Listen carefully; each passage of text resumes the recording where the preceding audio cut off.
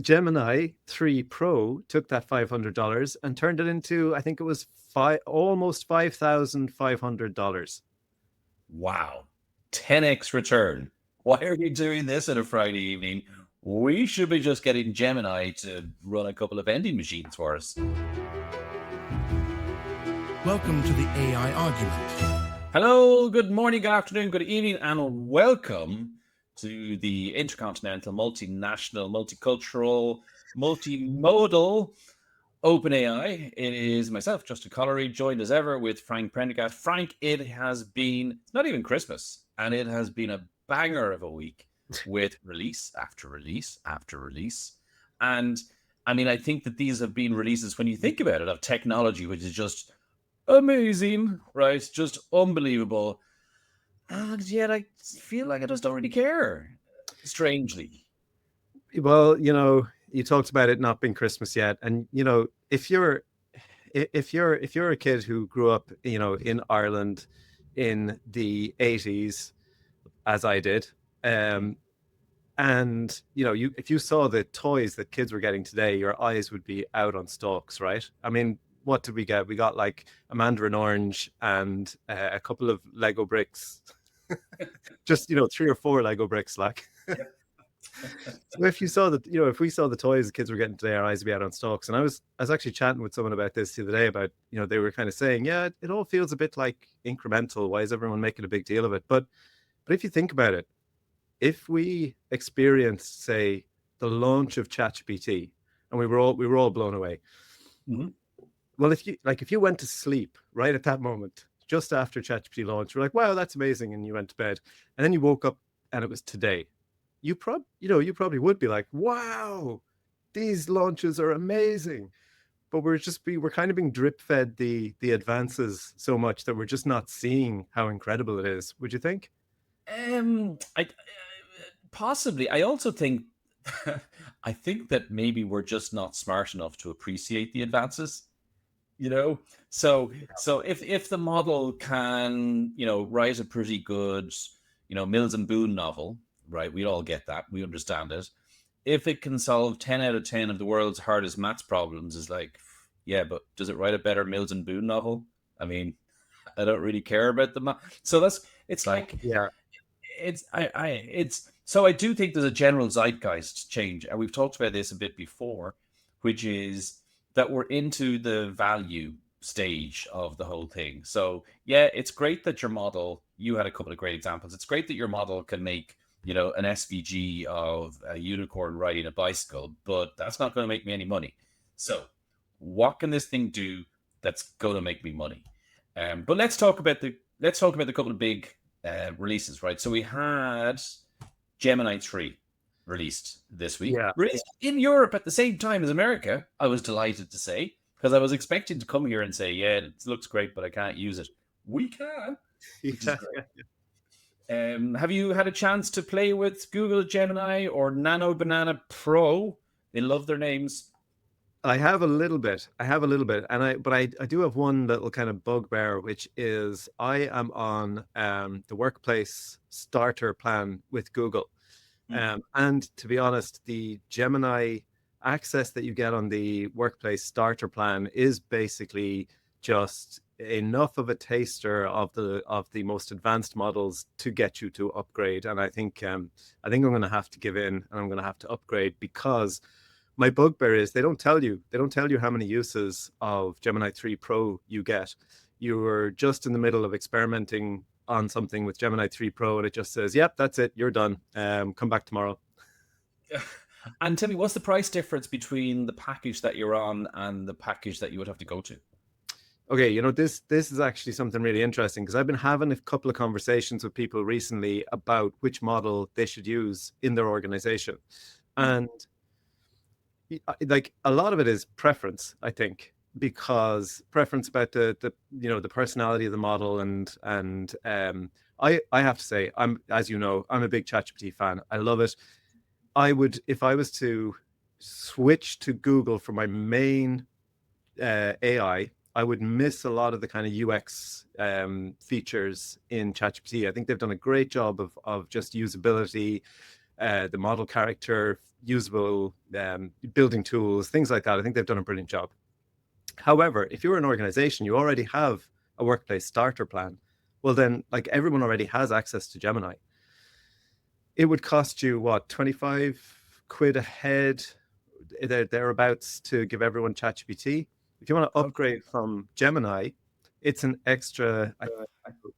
It's about an extra $8 per head. So you're already paying about $7, I think, and then it's about another $8 to upgrade to the next plan, which gives you extended access to the latest models. So that's a pretty good deal. Interesting. And the funny thing is, right, because you know, all of these releases this week still kind of confirm my suspicion that Google are going to win the race in terms of AGI, right? I don't think that this model is quite as good in certain respects as the OpenAI models, but they've closed a gap. I mean, if you go back and listen to when did they do the images where it said, you know, give me the royal family, and they were racially mixed and all sorts of things. How long ago was that? That was about a year and a half ago, was it? No idea. Yeah, it must be. About a year and a half ago, right? If you think, and Bard was the model they had. So if you look at the journey they've traveled, like, they're right there, right? But the other interesting thing, right, even though in my, you know, deepest thoughts I go, Google are going to win this thing, right? Mm. I mean, I use an Apple phone, right? I'm not an Android. And you're right about the UX, right? Every time there's a question or discussion in my household about anything, the first thing I do is I open up advanced voice mode. And on the Apple version of the Gemini app, I don't see an advanced voice mode. Now, maybe they do have one, but I don't see it. So for me, what I'm saying is that's a hook. And that's actually, for me, that's the biggest hook. I actually, on my Android phone, I have a Gemini voice mode, and it's actually really good. It's really good. Yeah. So you're trying to get me to change my phone as well, maybe. It's, you know, it's probably, yeah.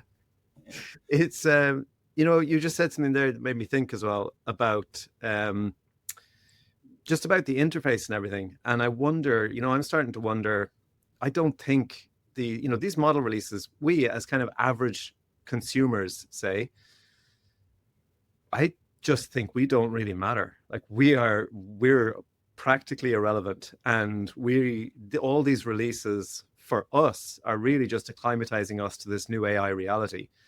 And I was thinking actually about something you said about you were talking about organizations that had agents running code and agents checking the code, and, like, you know, that's where it's at. And then, you know, user interface doesn't matter.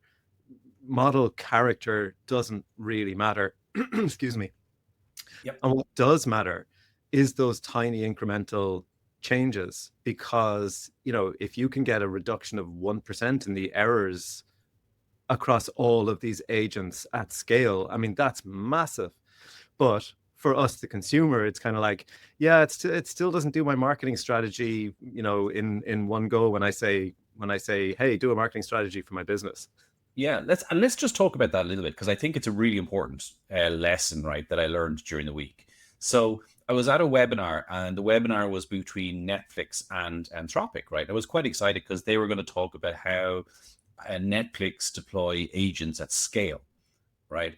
And so if you look in many companies and many websites across the world, you know, they're like, oh yeah, we've got agentic AI, we're big into AI. And what do? They stick a chat bot on it, or they try and sort of do some sort of thing where you can process something using it. They didn't do that at all, right? What they did was they used very methodically, they used Claude Code to write software. That's all they did. And they just focused on doing that really well. And they put in, now, if you're into machine learning, they put in place lots of the same controls and methods that you use in machine learning. But what it means is your big bugware, Frank, which is they check everything.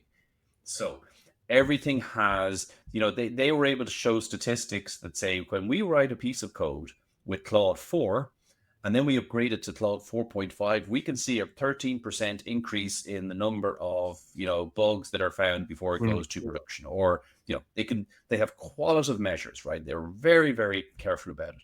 But the lesson that I learned about it, or the lesson that I took from it, is they're not automating their business yet. They're not automating their customer service yet.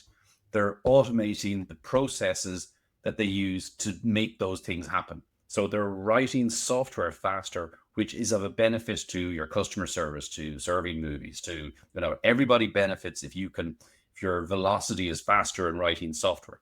So it's a second order effect of AI. You don't apply AI to the core of your business. You apply AI to the thing that helps you do your business faster. That's the key learning. And that was very, very interesting to me, and I think totally correct. So Yeah, and I mean that makes so much sense, because if you're using it for something like that, if you're using it for coding, you're using something like, GitHub, everything is logged, everything is tracked. You can clearly see, the chain of events. So it makes perfect sense. And yeah, as you say, then nothing is pushed live without human overview. we're checking. Now, the other thing that was interesting, because in that same vein, right, that which is measured is improved, right? And you've had this software engineering benchmark, right, the coding benchmark, and how long they've had all these ones. But in the Google Gemini release, there was one measure which jumped out at both of us: the vending machine benchmark. Yeah, because I mean, when Anthropic released their Project Vend blog post and talked about how awfully Claude did when they actually gave it charge of a vending machine in their office, I mean, that was so much fun to read. But it did appallingly. And so yeah, as soon as I saw this vending benchmark show up for Google, I was like, "Ooh, how did it do?" And it did really, really well. What did it get? So the benchmark is, I think they start out with like $500. They're given the control of this little shop essentially, Yep. and so to set the scene, the previous model, Gemini 2.5 Pro, I think turned $500 into a whopping $560. 10%, not bad. And Gemini 3 Pro took that $500 and turned it into, I think it was almost $5,500. Wow. 10x return. And I think the second runner-up is a version of Claude, funnily enough, that actually managed to turn it into just over $3,000, I think. So Gemini is topping the leaderboards with its 10x return. Now, I think this is a genuinely useful benchmark. Like, what the hell are we doing here? Why are we doing this on a Friday evening? We should be just getting Gemini to run a couple of vending machines for us, 10xing our money. But I do think, and this is back to your point about, these new releases coming out, kind of like, for my day-to-day stuff, not really impacting me. But I do think those benchmarks will have an impact, right? So, doesn't matter to most people if it gets, a couple of percent better coding, a couple of percent better maths or whatever. Maybe it matters to scientists and stuff.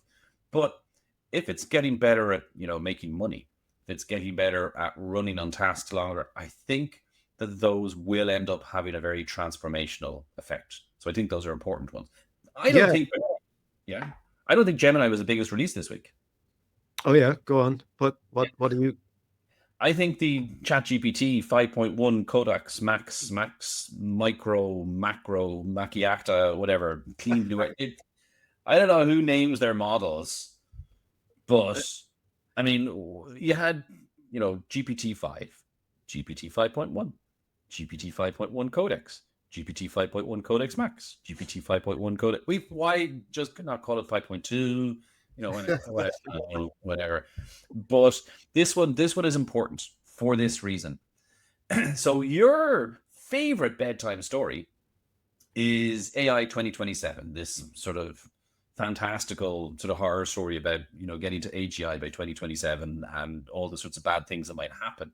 And in that, they have a graph which shows the progression, and METR, the people, they also sort of map it. They sort of go together and they map how long AI can spend on a task before human intervention and get it 50% right or 80% right?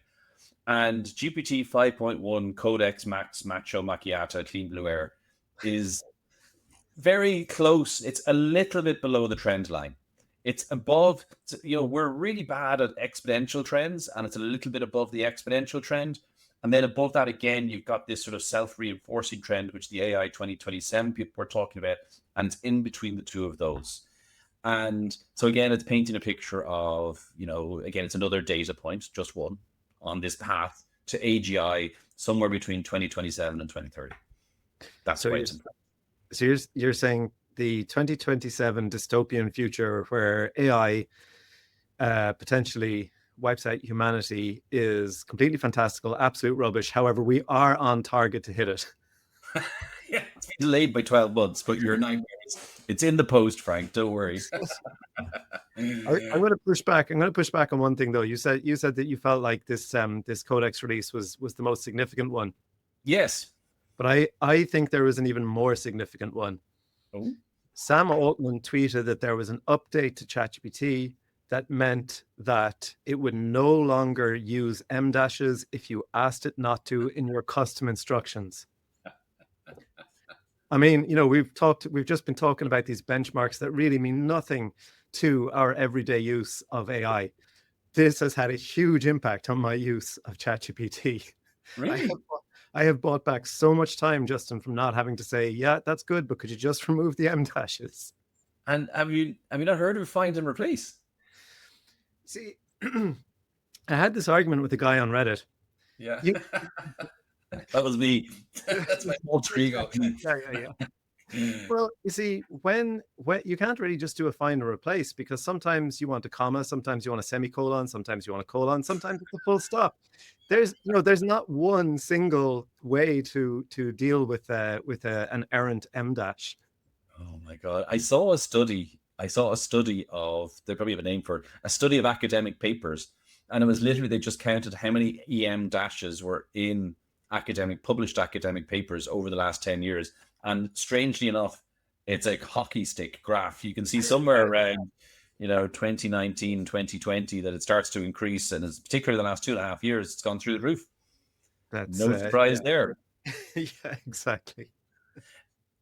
Changes are happening over at Meta with one of the godfathers of AI, Yann LeCun, is leaving. Yeah, no surprise, really. I mean, we talked about as soon as I've forgotten his name. Who did Zuckerberg hire?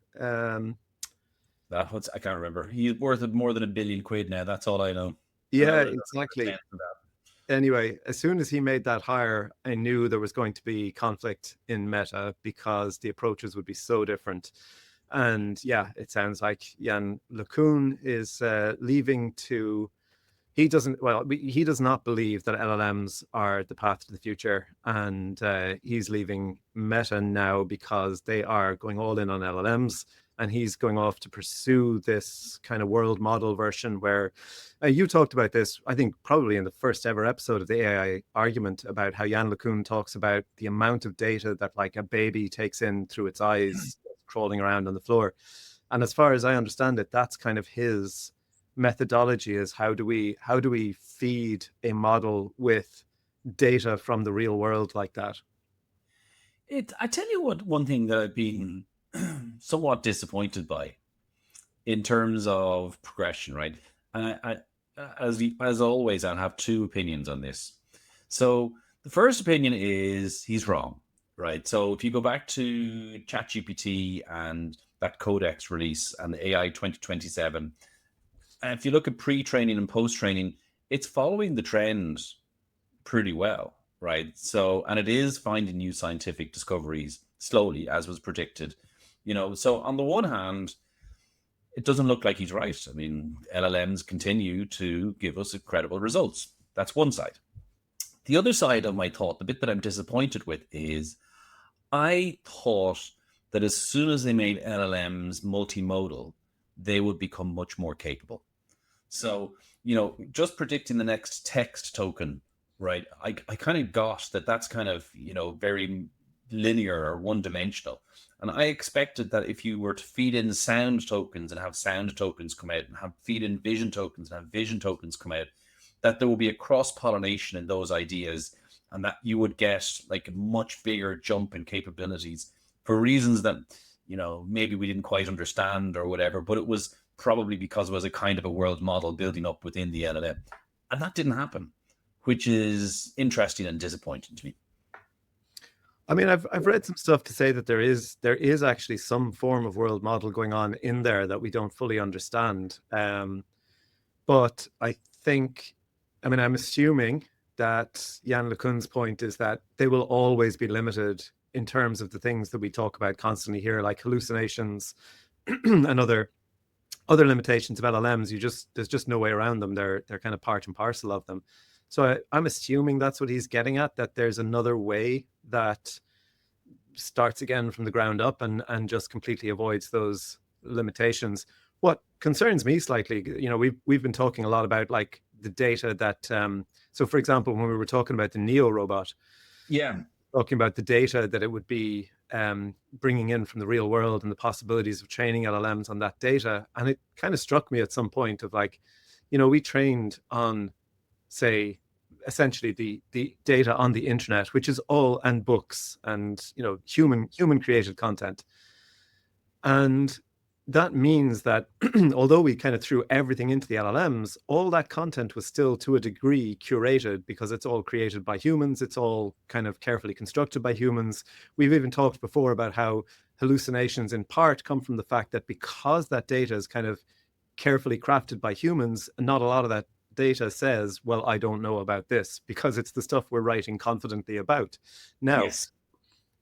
The emergent capabilities that came out of LLMs that we still don't understand, and we created this black box, and we never expected them to be able to code. We never expected them to be able to suddenly speak another language. There's all these things that that they had these emergent capabilities. If Yann LeCun is following his path and training on like the experience of the world, we have absolutely no idea what that could lead to and what emergent capabilities could appear. Yeah, I also think, right, as I think about the problem, I'm not sure it's as big a problem as he sort of makes it out to be.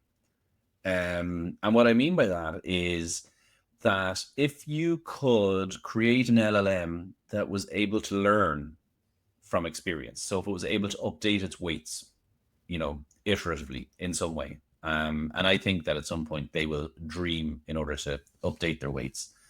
I think that would probably, with a given enough experience, it would develop a world model, right? So, and this goes back to David Silver's talk that he did on Google DeepMind, and he was talking about, if you ask a model, how do you make an omelet, or how make me an omelet that I would like, right? It will give you what the internet has told it is, a pretty good model, a pretty good omelet, right? But it doesn't know that you like it, right? It's only when you give it feedback and say, oh, that was a lovely omelet, or that was a horrible omelet, or whatever, that it would then internalize that. It learns it and goes, okay, Frank likes omelets with cheese and doesn't like omelets with whatever, milk in them. And okay, and so the same comes for if I drop a ball, this happens, or if I throw something in the air, right? That's how you develop. It's that the ability to do an experiment and learn from the feedback of the experiment that I think develops the world model. And therefore it looks to me like it's a solve an engineering issue, Frank, is my favorite phrase. So interesting, like as we have all these crazy scientists in all these crazy labs doing all these crazy things without necessarily thinking about whether they should, to paraphrase Planet of the Apes. Your forms are being careful to make sure they're doing the right thing. But anyway, go on. We should probably think about, the future ramifications and maybe regulating them a little bit.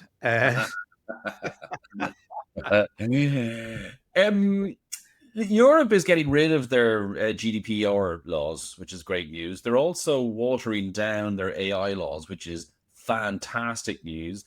And this finger here used to be about an inch longer, but because I had to press the cookie banner pop up every single time, it's now a little bit shorter than it should be. But thankfully, they're getting rid of the cookie banner pop up rules as well. Isn't that great? Okay, so no, yes, look, yes, no, maybe.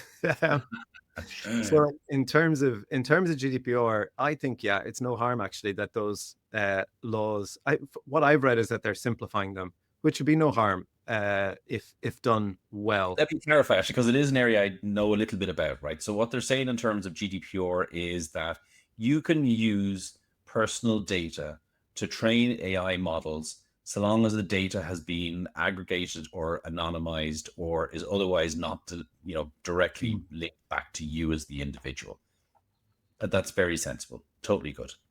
Yeah. Yeah, I'd be slightly more concerned about the rolling back of some of the AI Act in terms of high risk AI, which is what I was getting at with allowing people like Yann LeCun to come up with entirely new forms of AI that we don't even know what they might do or what they might learn, what they might be capable of, and at the same time reducing our high risk AI regulations. Now, from what I understand, it's a delay. Oh, it's the most European delay you're ever gonna get. So let me read it out. It's just so European.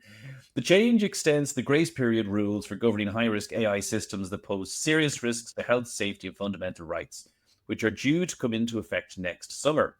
The rules will now only apply once it's confirmed that the needed standards and support tools are available, which means it'll never come into force. Oh, sorry, those aren't available. Sorry, it's the classic fudge. I've So yeah, getting rid of yeah. it. I've read a couple of different articles now, and I still completely fail to understand how that is going to be defined exactly. So Because it's not. I That's the after point. That's how you fudge things. and then meanwhile, so I'm in the States at the moment, and over here, um, Donald Trump is planning apparently to sign an executive order that would prevent states from regulating AI because they don't want this patchwork of AI regulation, which I'm guessing you're probably in favor of this, because I know we had a conversation on the AI argument Or previously. he even finish the sentence before saying he's dead right. Yeah, but what I would say is I don't disagree that it should, and I think I made this point on a previous episode, but I don't disagree that AI should be regulated at a federal level, much like we have the EU AI Act. But I think that from my limited understanding, I think there's no reason for an executive order. It should be managed the same way that any regulation or laws would be managed, in terms of the at a federal level, you set the kind of ground rules, and then at state level, you can pass your own laws as long as they're not in conflict with the federal level regulations. And seems pretty Nothing reasonable. wrong with that. I think the problem is that there's no intent to have federal level regulations, because they essentially simply want none, from what I can understand. Yeah, and that's why I like it so much. But anyway, let's not go there now. So there's a new, check this out, right? If you're watching this and you haven't checked it out, there's a new robotics firm called Sunday. I think these guys have done something brilliant, right? So they made it a house robot. It looks to be like something from the 50s, right? It's very much more basic looking than the normal house robots you'll see. But they've done something super clever. It's on wheels. It doesn't have legs. It doesn't bend up and down. It's just got an extendable arm that goes up and down like that, right? So And they've a lot of very simple engineering. it looks like something from like one of the best Pixar cartoons or something, except it's real. Yeah, exactly, right? And I'll tell you why this one caught my eye, because I think they've done something really smart, right? So if you are building a robot for somebody's house, right, you've got loads of technical challenges, right? And like classically, right, loading stuff into a dishwasher is a really hard thing for a robot to do, right? Now, if you've got that sort of technical challenge, why also then give yourself the technical challenge of making it walk on two legs and making it look like a human and making it, why would you give yourself all of those headaches? Make those bits as simple as possible so you can focus on the hard thing, which delivers value to your customer, which is loading the dishwasher. That's what they've done. And how you train this robot is with a glove. And that's brilliant. So if you wanted to load, cups into your dishwasher, you put on the glove, you load the cups into the dishwasher, and the sensors that are on the glove that you use are the same sensors that are on the robot. So it knows exactly how hard you're pressing on it and loaded and stuff like that. I think it's brilliant. I think they've done a great job. I can't wait till it's released. I love it. Go check it out. It's called Sunday. One experiment that you should do, Justin, right, is I Yeah. was watching the video on it and I was thinking, this is incredible. Like it's just beautiful to watch. But then I noticed, impressively, on the video, they say that it's operating completely autonomously. So unlike Neo, which was being teleoperated for most of Yeah. the demos, this is operating completely autonomously. But I did you notice the little 10x icon on the video? Oh. No. Yeah, so it looks amazing, and then you realize, wait, I'm watching this at 10 times the speed that it's actually going at. So I have a little browser extension called Video Speed Controller. So I reduce the speed of the video by 10 times. It's a lot less impressive.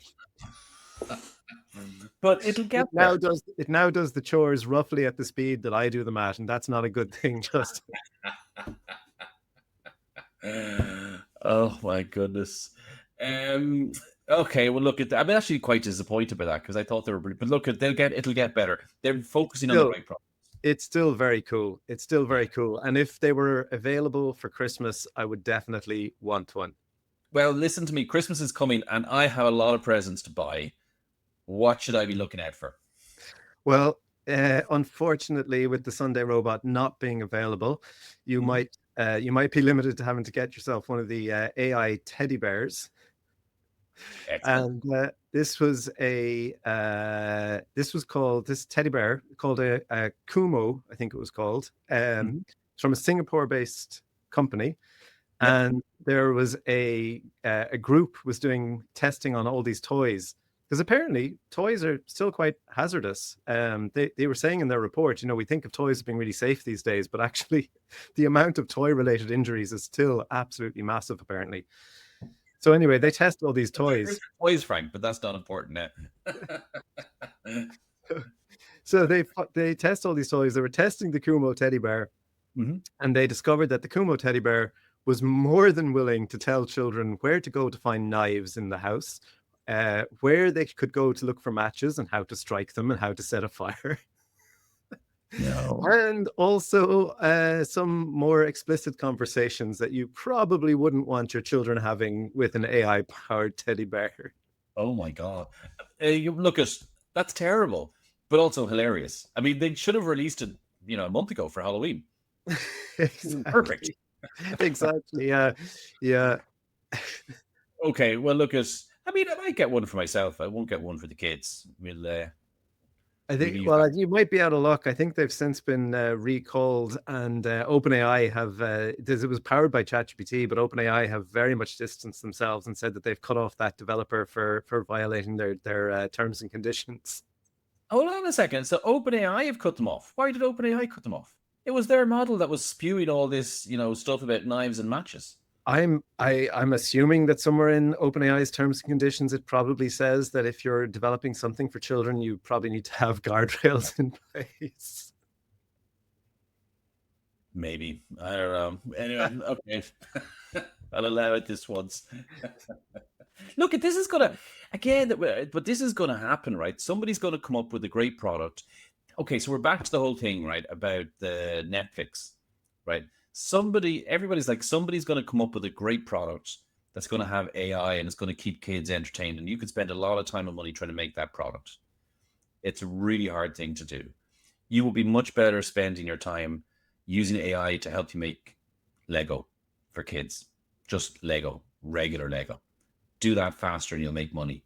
Don't be trying to put the AI in front of the kids. Yeah, the incredible new Lego shape bricks that AI might be able to come up with could change the world. I love it. Well, Frank, on that, I'll leave you to your weekend. Have a great weekend. It's been a pleasure as always. Have a good one, and I'll chat to you next week. All right, take it easy.